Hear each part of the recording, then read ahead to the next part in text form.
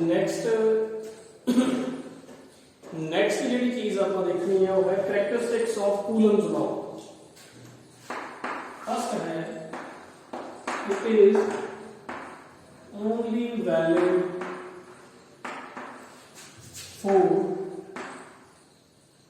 Point charges.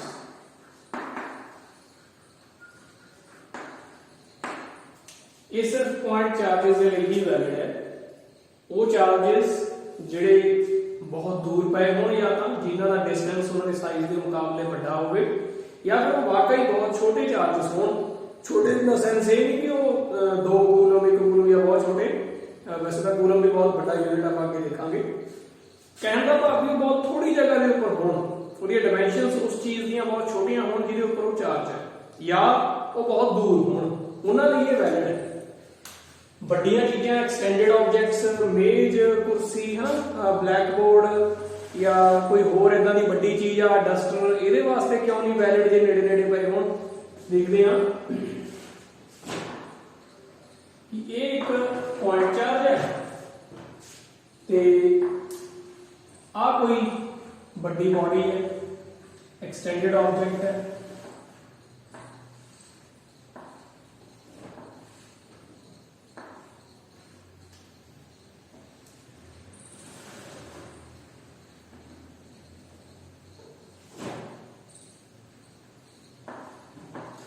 कोई बड़ा box है, ये उत्ते चार्ज है।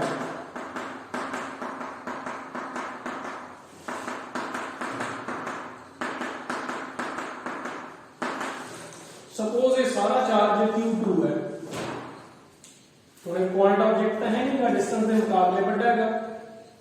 तो हम देखो डिस्टेंस जिहड़ा आपां लैंदे सी ना Coulomb's law, distance between the two charges इक्को ही डिस्टेंस लैंदे सी सेंटर तो सेंटर का R, बट इत्थे हुण चार्जेस फैले हुए ने, डिस्ट्रीब्यूटेड ने, तो डिस्टेंस किहड़ा लवांगे, आ लवांगे, इत्थों लवांगे, के लवांगे, या आ लवांगे, या आ लवांगे, या अगे वाले का लवांगे।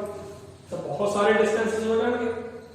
तो फिर कूलम्स लॉ जिहड़ा वो लगना नहीं, क्योंकि कूलम्स लॉ ते आ नहीं हुंदा सिर्फ एक डिस्टेंस वाला।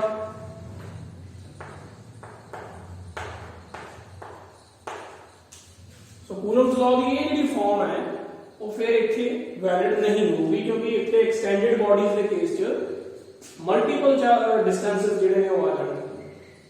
सो Coulomb's law is not valid for extended objects और charges, it is only valid for point charges.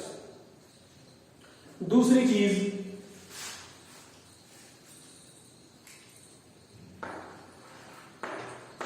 It is not valid for the distances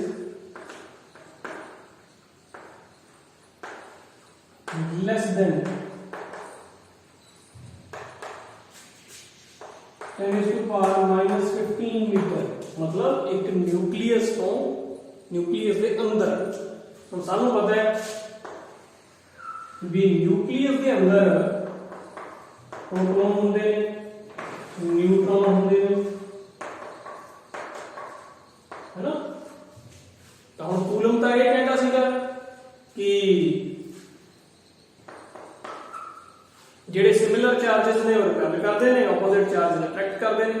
पर आपको पता है भी न्यूक्लियस के अंदर, क्योंकि न्यूक्लियस का साइज ये होगा, तो जे तो घट डिस्टेंस लवांगे तो मतलब आप न्यूक्लियस के अंदर आ गए। तो न्यूक्लियस के अंदर जो प्रोटॉन्स होंगे ने वो तो बहुत थोड़ी जगह के इन्ने सारे होए होंगे ने, वो एक दूसरे को रिपेल नहीं करते। तो फिर उत्थे जिहड़ा कूलम्स लॉ है, कूलम्स लॉ का जिहड़ा ये फार्मूला है वो वैलिड नहीं। So Coulomb's law is not valid within the distance 10⁻⁻15 metre. तो एक तो एक चीज और भी सानू निकल के आउंदी है that Coulomb's law is not a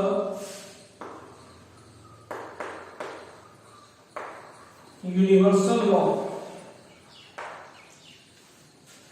Coulomb's law universal law नहीं है, हर जगह पे एप्लीकेबल नहीं होता या हर टाइम एप्लीकेबल नहीं होता। कुछ ऐसे सिचुएशंस भी ने जब ये जिहड़ा फॉर्म है दी वो इनवैलिड हो जाती है।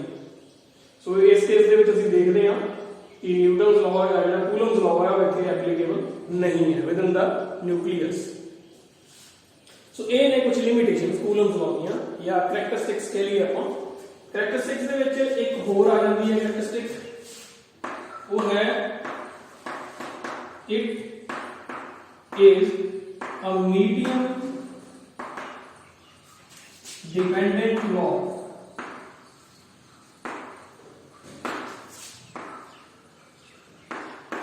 ये लॉ मीडियम ਤੇ ਵੀ ਡਿਪੈਂਡ ਕਰਦਾ ਹੈਗਾ ਕੂਲਮਸ ਲॉ ਹੈ ਜਿਹੜਾ ਕਿਉਂਕਿ ਆਪਾਂ ਨੂੰ ਪਤਾ ਜਿਹੜੀਆਂ ਕੋਲੰਬਿਕ ਫੋਰਸਸ ਨੇ ਉਹ ਮੀਡੀਅਮ ਟੂ ਮੀਡੀਅਮ ਵੇਰੀ ਕਰਦੀਆਂ ਨੇ 에ਅਰ ਦੇ ਵਿੱਚ ਦੋ ਚਾਰजेस ਨੇ ਜਿਹੜੇ ਉਹ ਇੱਕ ਦੂਜੇ ਦੇ ਹੋਰ ਫੋਰਸ ਲਾਉਣਗੇ ਵਾਟਰ ਦੇ ਵਿੱਚ ਅਲੱਗ ਹੋਊਗੀ ਰਬਰ ਪਲਾਸਟਿਕ ਜਾਂ ਆਇਲ ਦੇ ਵਿੱਚ ਅਲੱਗ ਹੋਊਗੀ so forces change due to the change in medium ਉਸ ਤੋਂ ਬਾਅਦ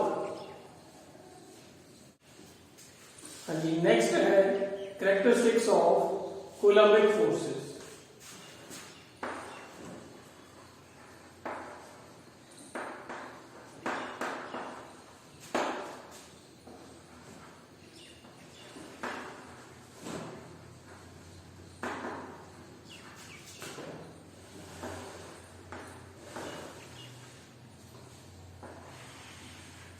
coulombic forces कह लिए या फिर इन्हों इलेक्ट्रोस्टैटिक फोर्सेस आप कह लिए करैक्टरिस्टिक्स इन्होंने की ने की खासियत ने जिवें ग्रेविटेशन फोर्स दी आउंदियां सी these are attractive as well as repulsive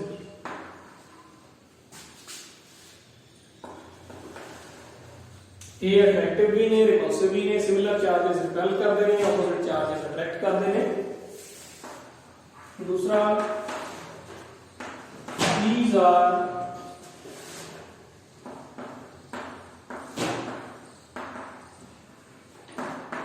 stronger than gravitational forces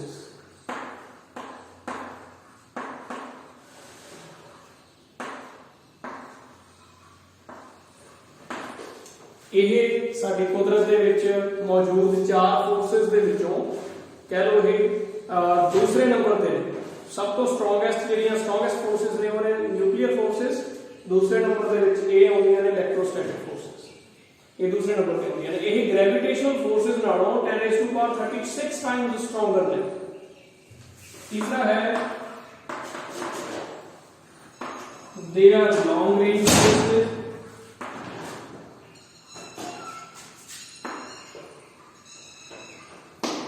ये भी लंबी दूरी तक अफेक्ट करने वाली फोर्सेस ने गियां लॉन्ग रेंज फोर्सेस ने these are central forces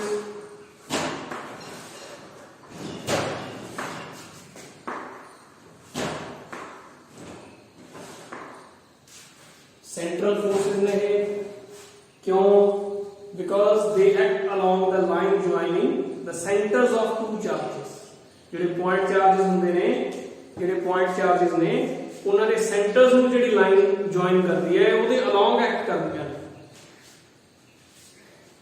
ਹੋਰ ਆਪਾਂ ਕਹਿ ਸਕਦੇ ਹਾਂ they obey inverse square law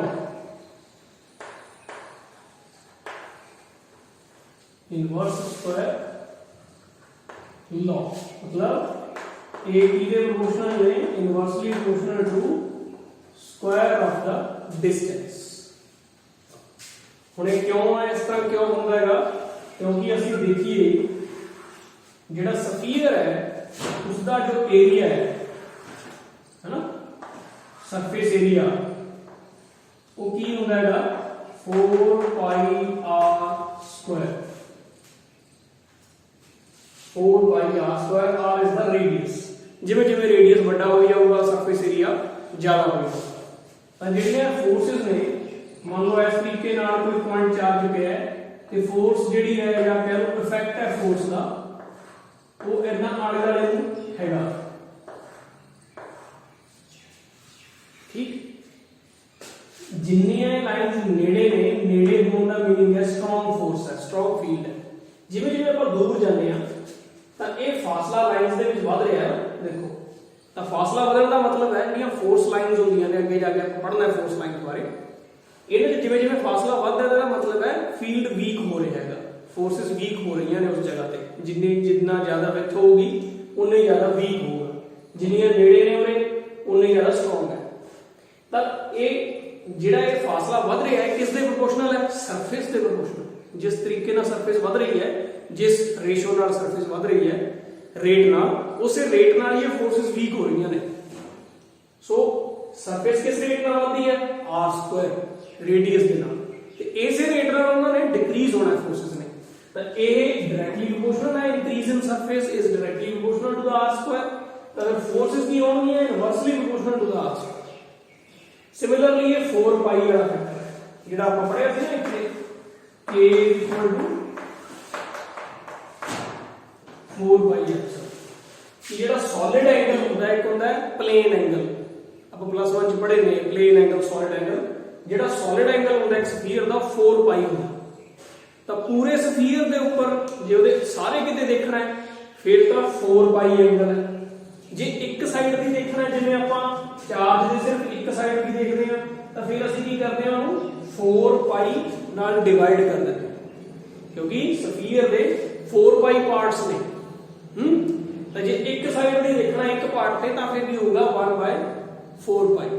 ਸੋ ਇਸ ਕਰਕੇ 4 ਪਾਈ ਫੈਕਟਰ ਆਉਂਦਾ k ਦੀ ਜਗ੍ਹਾ। k ਦਾ ਜਦੋਂ ਆਪਾਂ ਡਿਫਾਈਨ ਕਰਦੇ ਹਾਂ k ਨੂੰ, ਕਿਉਂਕਿ ਇਹ ਮੀਡੀਅਮ ਤੇ ਡਿਪੈਂਡ ਕਰਦੀ ਹੈ, ਇਸ ਕਰਕੇ 4 ਪਾਈ ਆਉਂਦਾ ਹੈ। ਓਕੇ, ਸੋ ਇਹ ਹੋ ਗਿਆ ਇਹਦੇ ਕੁਝ characteristics। 6ਵਾਂ ਤੁਸੀਂ ਲਿਖ ਸਕਦੇ ਹੋ, they are conservative forces।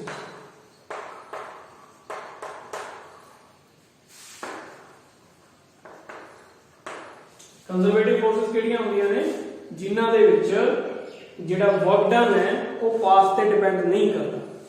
So these are the conservative forces. ਜਿਵੇਂ ਗ੍ਰੈਵਿਟੇਸ਼ਨਲ ਫੋਰਸਸ ਆਪਾਂ ਪੜਿਆ ਸੀ +1 ਚ ਕੰਜ਼ਰਵੇਟਿਵ ਨੇ, ਉਸ ਤਰ੍ਹਾਂ ਹੀ ਜਿਹੜੀਆਂ ਕੂਲੰਬਿਕ ਫੋਰਸਸ ਨੇ ਜਾਂ ਇਲੈਕਟ੍ਰੋਸਟੈਟਿਕ ਫੋਰਸਸ ਨੇ, they are also conservative in nature. So ਇਹ ਹੋ ਗਏ ਜੀ ਉਹਦੇ ਕੂਲੰਬਿਕ ਫੋਰਸਸ ਦੇ ਕਰੈਕਟਰਿਸਟਿਕਸ। ਹੁਣ ਨੈਕਸਟ ਆਪਾਂ ਡਿਫਾਈਨ ਕਰਦੇ ਹਾਂ 1 ਕੂਲਮ। Definition of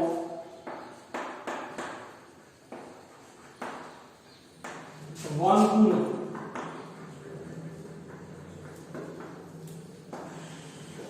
कई बार ਸਾਨੂੰ क्वेश्चन पूछ लेते हैं define SI unit of charge.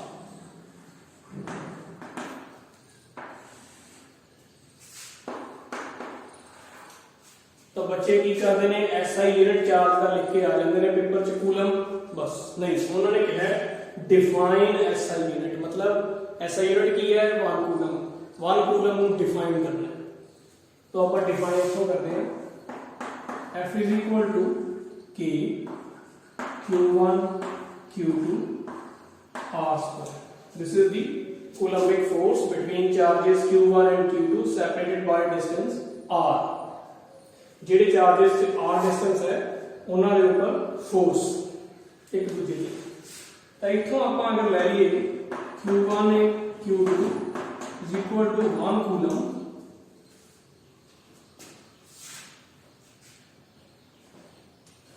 ਤੇ ਜਿਹੜਾ r ਹੈ ਉਹ ਲੈ ਲਈਏ 1 ਮੀਟਰ, ਤਾਂ ਫਿਰ ਕੀ ਬਣੂਗਾ ਹੈ F is equal to K।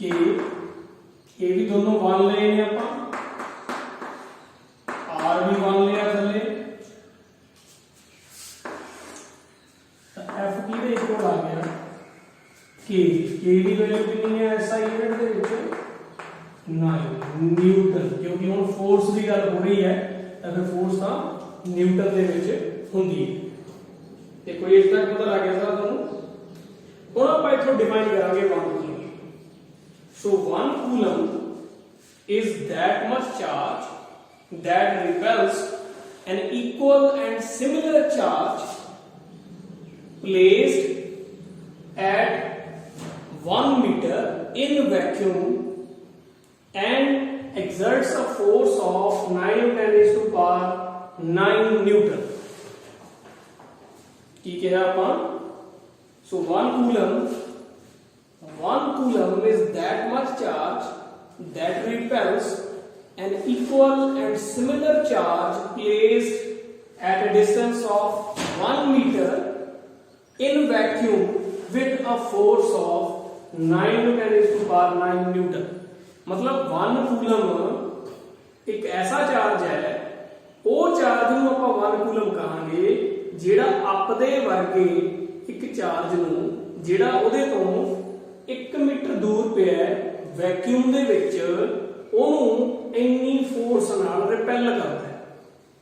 1 coulomb ਅਸੀਂ ਉਹ ਚਾਰਜ ਨੂੰ ਕਹਾਂਗੇ ਜਿਹੜਾ ਆਪਦੇ ਹੀ ਵਰਗੇ ਇੱਕ ਦੂਸਰੇ ਚਾਰਜ ਨੂੰ ਜਿਹੜਾ ਉਹਦੇ ਤੋਂ 1 ਮੀਟਰ ਦੂਰ ਪਿਆ ਵੈਕਿਊਮ 'ਚ ਉਹਨੂੰ ਇੰਨੀ ਫੋਰਸ ਨਾਲ ਰਿਪੈਲ ਕਰਦਾ ਹੈ। That is the 1 coulomb charge.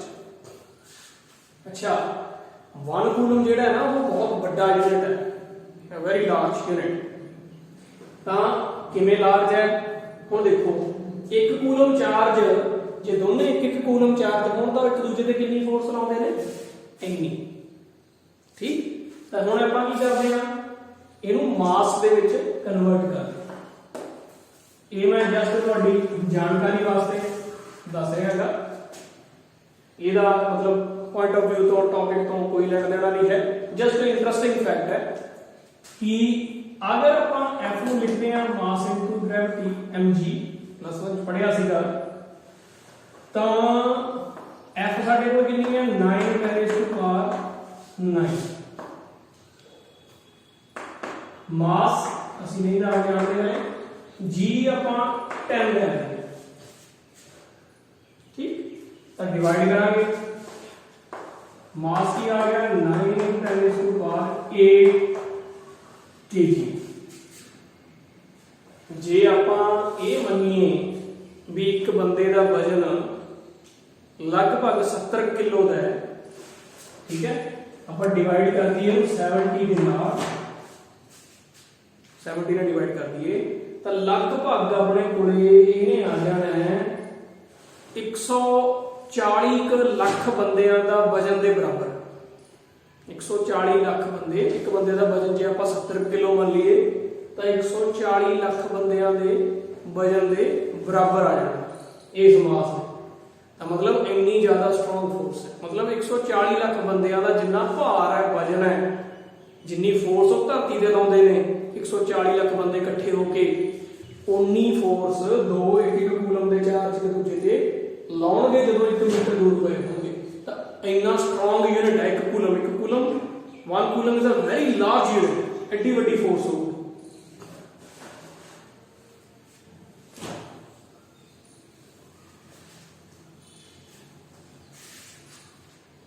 ਉਸ ਤੋਂ ਬਾਅਦ ਸੀਜੀਐਸ ਸਿਸਟਮ ਦੇ ਵਿੱਚ ਜੇ ਆਪਾਂ ਗੱਲ ਕਰੀਏ, सीजीएस यूनिट्स चार्ज दे वो की ने स्टैट कूलम।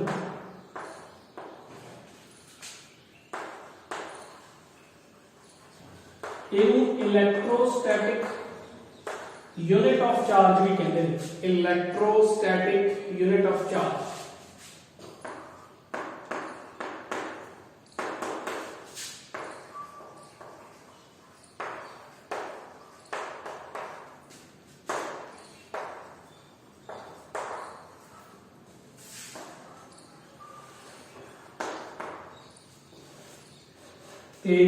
एक स्टैट कूलम है जिहड़ा वो किहदे इक्वल होंदा है 3 × 10⁹ कूलम।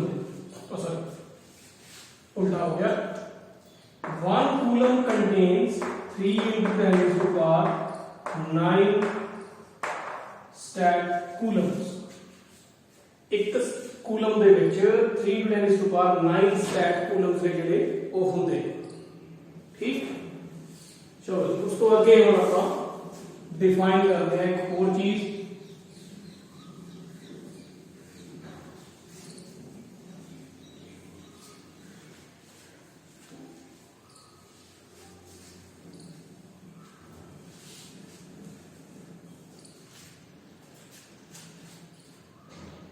वो है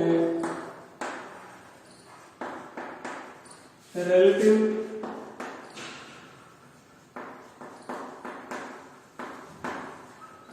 permittivity. Relative permittivity की है, ਆਪਾਂ ਪੜਿਆ ਸੀ absolute permittivity.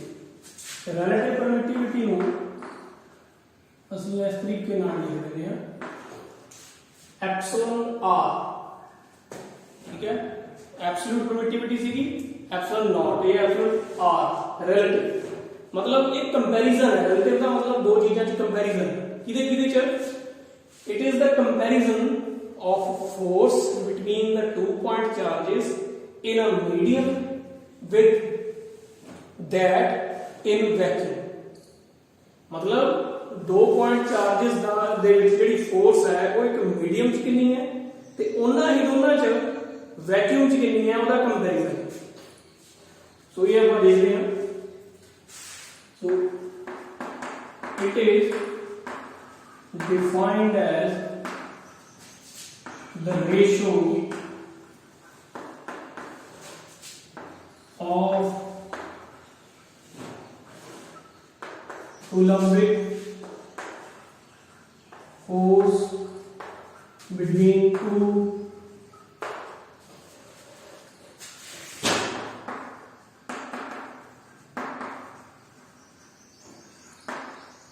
point charges in a medium to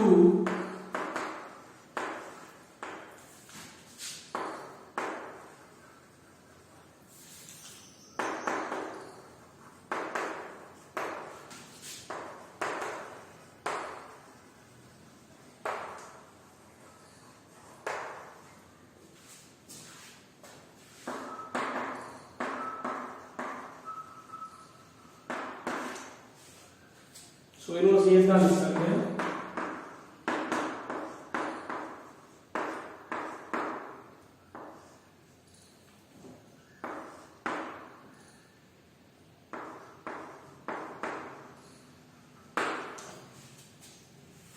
so relative permittivity की है दो पॉइंट चार्जेस ਜਿਹੜੇ ਕਿ ਪਹਿਲਾਂ ਤਾਂ ਕਿਸੇ ਮੀਡੀਅਮ ਚ ਰੱਖੇ ਸੀ, ਜਿਵੇਂ ਵਾਟਰ ਦੇ ਵਿੱਚ ਰੱਖੇ ਹੈ ਨਾ, ਤੇ ਆਪਾਂ ਰਬਰ ਚ ਰੱਖੇ, ਆਇਲ ਚ ਰੱਖੇ इस तरीके नाल. फिर उन्होंने वैक्यूम च रखा, एयर च रखा, फिर दोनों की फोर्स नूं कंपेयर किया तो ये उन्होंने दोनों की फोर्स का कंपैरिजन. ये की है एक डिमेंशनलैस क्वांटिटी.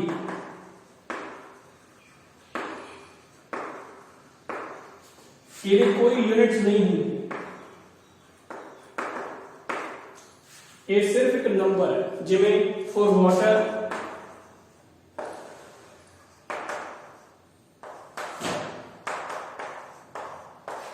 इसकी वैल्यू कितनी है 80 है. ग्लास दे लिए इसकी वैल्यू जिहड़ी है वो 3 तो लेके 14 तक वेरी करती है. रबर दे लिए भी वेरी करती है. एयर दे लिए 1.00059 कुछ. सो इसकी वैल्यू जिहड़ी है वो डिफरेंट मीडियम्स वास्ते डिफरेंट है. So depending upon its value force जिहड़ी है वो चेंज होगी. फॉर एग्जांपल जिवें वाटर के लिए इसकी वैल्यू कितनी है 80 है. तो अगर दो चार्ज आप वैक्यूम च रखे हुए ने है ना, उन्होंने फोर्स आती है मान लो 100 न्यूटन 160 आती है. सपोज दो चार्ज ने वो आप रखे हुए ने वैक्यूम च. तो बस दोबारा देखते हैं इत्थे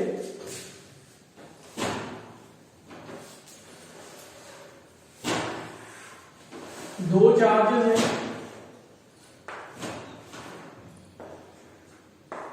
पहला उन्होंने रखा आप वैक्यूम, फोर्स आई 160 न्यूटन. फिर अगली वैल्यू उन्होंने आपने